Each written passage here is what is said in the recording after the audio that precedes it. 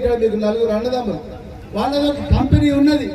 మరి ఆ దందా 10,000 ఎకరాలు, 15,000 ఎకరాలు, 20,000 ఎకరాలు, ఇంకా ఎన్ని ఎకరాలు ఉంటాయి అన్ని ఎకరాలకు మరి ఊర్లలో మీకు తెలియదే ఉన్నది. ఒక భూమికి రేటు రావాలంటే ముందు జెండాలు వాటాలి, ఒక షామియానా వేయాలి, అక్కడ యాత వేయాలి, ముందర పెద్ద గేట్ కట్టాలి, అదే విధంగా దానికి రోడ్లు వేయాలి, ఇక మార్కెట్లో పోయి బ్రోషర్లు తీసుకుపోయి అమ్మాలి. అంతేనా కాదా?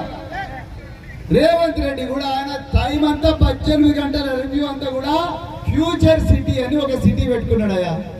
ఆ ఫ్యూచర్ సిటీకి 4,000 కోట్ల రూపాయలు తన మిత్రుడైన సీఎం రమేష్ బీజేపీ ఎంపీ ఆయనను ఆంధ్ర నుంచి పట్టుకొచ్చి దీనికి 6 లేన్ల రోడ్డు, అంటే ఒకటే వరుసలో 6 బస్సులు 6 లారీలు పోయే రోడ్డు వేయండి అని చెప్పి దానికి రేట్ వచ్చే విధంగా చూస్తున్నాడు. ఎక్కడ పోయినా దాని గురించే మాట్లాడుతున్నాడు.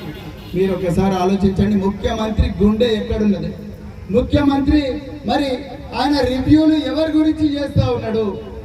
దాని మీద అందరికి కూడా అర్థమైపోయింది, ముఖ్యమంత్రి గుండెలో రైతులు లేరు, రియల్ ఎస్టేట్ వ్యాపారులే ఉన్నారు.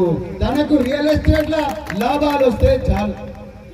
ఇలా రైతులందరూ బస్తాలు మోసి కేసీఆర్ గారు ప్రిపేర్ చేసేవారు అధికార యంత్రాంగాన్ని.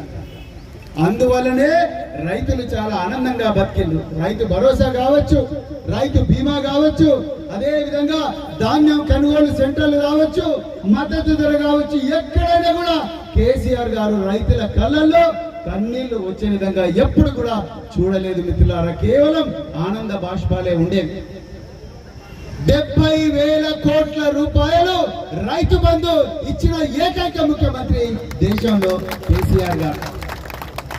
ఇక కట్ చేద్దాం. ఇక్కడ నిన్నగాక మొన్న మన గౌరవ తెలంగాణ ముఖ్యమంత్రి రేవంత్ రెడ్డి గారు ఒక మీడియా ఛానల్కి పోయి సార్ మీరు ఏం చేస్తున్నారు చెప్పండి అంటే ఆయన చెప్పిండు, అబ్బా నిజంగా నేను 18 గంటల రివ్యూ చేస్తున్నా, 18 గంటల రివ్యూ చేస్తుంటే మా అధికారులందరూ కూడా నన్ను చూసి గజ గజ గజ గజ వనికి పారిపోతున్నారు.